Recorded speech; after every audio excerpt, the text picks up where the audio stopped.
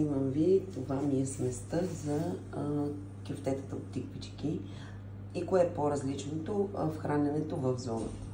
Значи тук вместо брашното, което сме свикнали, всъщност съм сложила овесени трипси.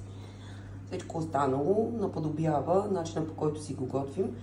Единственото по-различно още е, че просто не се ползва рафинирано олио и сиренето, което вътре съм натрошила, е ниско маслено сирене.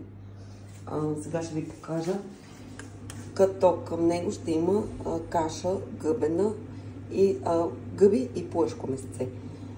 Горе-долу съм гледала да спаза пропорциите и общо взето това е единственото. Просто не се ползват бели брашна и рафинирано олио и така нататък. И общо взето горе-долу грамажите между въглехидрати, белтъчни, мазнини трябва да си се спазва, за да имаме ефект. Готови оформени, просто сме намазали с една идея на дъното зехтин.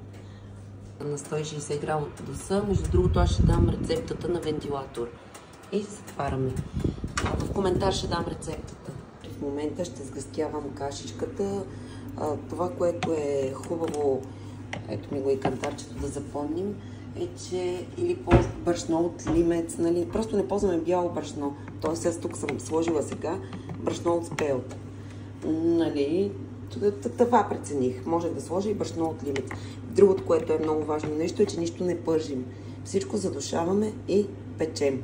Еми това е философията на зоната. Не мисля, че е нещо, кой знае какво, а камо ли да става въпрос за лишения.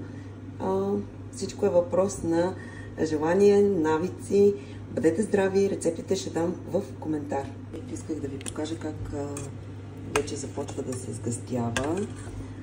Сега почти съм готова с вечерята. Ето крайния резултат на прекрасния гъбен пуешки сос, прекрасните картофени кюфтенца, като същевременно, който ги обича с чеснов сос, съм направила, защото той не е мой, ние сме партньори в живота, ги обича с чеснов сос, тъй че зоната не е никакво ограничение. Единственото, което трябва да правим е да не ползваме рафинирано олио, бели брашна, ядат се, разбираше, сладкиши, палачинки, сега си хапвам доволно, на база на преди, където толкова много се лишавах. Единственото е, че за подсладител ползваме стевия или еритрол.